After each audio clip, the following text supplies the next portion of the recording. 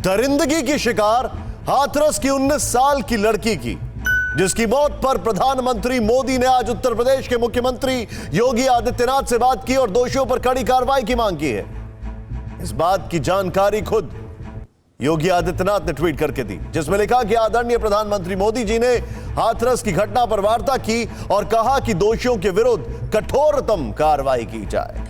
इसके बाद सीएम योगी ने हाथरस की घटना के दोषियों के खिलाफ फास्ट ट्रैक कोर्ट में मुकदमा चलाने के निर्देश दिए। योगी आदित्यनाथ ने पीड़ित परिवार से वीडियो कॉन्फ्रेंसिंग के जरिए बातचीत भी की और इस घटना की जांच एसआईटी को सौंप दी।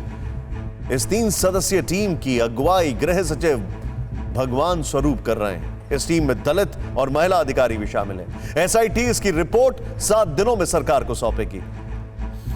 लेकिन इस पूरे मामले में सियासी बवाल मचा। कांग्रेस, समाजवादी पार्टी और दूसरे विपक्षी बीजेपी को घेरने की कोशिश कर रहे हैं। कुछ तो इसी बहाने राजनीतिक रोटियां भी सेकने की कोशिश कर रहे हैं। हाथरस में कांग्रेस के कार्यकर्ताओं ने जुलूस निकाला। तालाब चौराहे इलाके में दुकानें बंद करवाने लगे।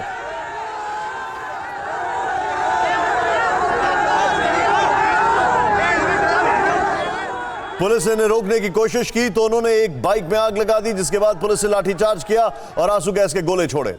सवाल उठता है कि आखिर इतने गंभीर मामले में हंगामा करने से हासिल क्या होगा?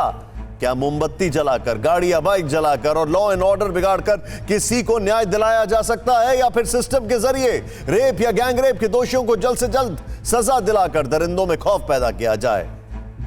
यह सही तरीका होगा। आज हम इस सामाजिक समस्या पर गंभीर विश्लेषण करेंगे। सबसे पहले देखिए कि दरिंदगी की शिकार हुई हाथरस की बिटिया को अपनों की आग भी नसीब नहीं हुई।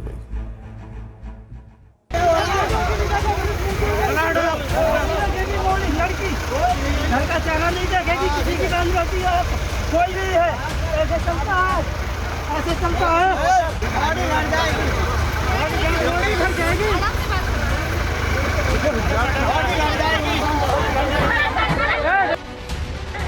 रात करीब 12:30 बजे कथित गैंगरेप पीड़ित का शव दिल्ली के सफदरजंग अस्पताल से करीब 200 किलोमीटर दूर हाथरस के इस गांव में पहुंचा तो परिजनों ने पुलिस के सामने बिटिया का शव देखने की इच्छा जताई। बेटी का शव घर ले जाने की गुहार लगाई और जिद मारकर मां, भाई समेत कई लोग एम्बुलेंस के आगे बैठे। हमारे यहाँ ये रात को नहीं होता है, ठीक है? हमारे वहाँ होगा सुबह, चाहे कुछ भी हो, सुबह होगा, चाहे जान चलिए सुबह होगा। अब चाहे मेरी जान लेने चाहे कुछ भी करें, लेकिन ये होगा सुबह। तुम फाइनल बोल दिया, फाइनल बोल दिया।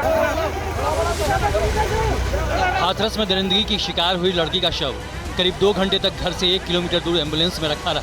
दर्जनों लोग पुलिस के सामने परंपरा के मुताबिक सुबह अंतिम संस्कार करने की मिन्नतें करते रहे। बीच बीच में हंगामा भी होता रहा, लेकिन पुलिस ने पत्रकारों और परिजनों को दूर रखने के लिए मानव श्रृंखला बना ली और अफसरों ने परिजनों को समझाने बुझाने का मोर्चा संभाला। आपकी जो बेटी है 12 बजे पोस्टमार्टम हो गया था, 12 तो बज गई। हमारे यहाँ राजस्थान में जैसा मानते हैं कि भाई जो भी कोई डेथ हो जाती है तो तुरंत उसका दाह संस्कार करना चाहिए, वरना उसकी आत्मा भटकती है। अब मुझे नहीं पता कि आप लोग क्या सोचते क्या करते हो, और बाहर वाले आकर के आपका काम बिगाड़ रहे हैं और नाम आपका बदनाम होगा। आखिरकार पुलिस ने परिजनों को एम्बुलेंस के आसपास से जबरन हटाया और एम्बुलेंस आगे बढ़ गई। 2 लोगों ने शव को उतारकर चिता पर रखा और रात करीब 2:30 बजे दरिंदगी की शिकार हुई 19 साल की लड़की की चिता को आग के हवाले कर दिया गया। आरोप तो यहां तक कि एम्बुलेंस के पास से हटाने के दौरान पुलिस ने महिलाओं से भी पिटाई की, जिसके बाद दहशत के मारे परिजनों ने खुद को घरों के अंदर ताला मारकर बंद कर लिया। पुलिस अधिकारी हैं बड़े बड़े, वो भी जोर डाल रहे थे कि यहाँ से चलिए, और इसीलिए हमने ताला लगा रखा है यहाँ पे कि कोई घसीट के यहाँ से बाहर ना ले जाया जाए। जैसे कि दिल्ली में देखा था आपने, वहाँ से भी हमें घसीट के ज़बरदस्ती एसडीएम की वैन में डाला गया था।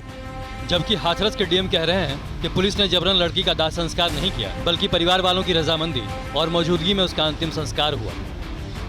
देर रात तक पोस्टमार्टम के बाद से जब बॉडी पहुंची तो परिवार वालों की सहमति से और उनकी उपस्थिति में ये अंत्येष्टि कराई गई।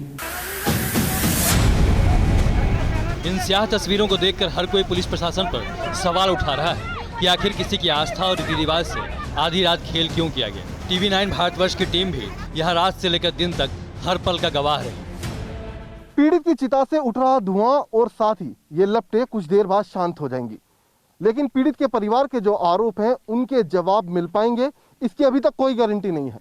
दरअसल मंगलवार रात जिस वक्त पीड़िता की लाश को पोस्टमार्टम के बाद पुलिस की सुरक्षा के बीच उसके गांव लेकर आया गया, परिवार वालों का आरोप है कि लाश को सीधे उनके घर नहीं ले जाया गया, उसको घर से तकरीबन 1 किलोमीटर दूर इस जंगल में लाया गया, खेतों के बीच में लाया गया और यहाँ पीड़िता की लाश को आग के हवाले कर दिया गया। किसी को देखना तो माँ देख लो जाके, हम नहीं जाएंगे, हमारी बेटी को यहाँ ले आओ, यहाँ ले आओ, अपनी बेटी को सवेरे विदा करेंगे अपनी बेटी को।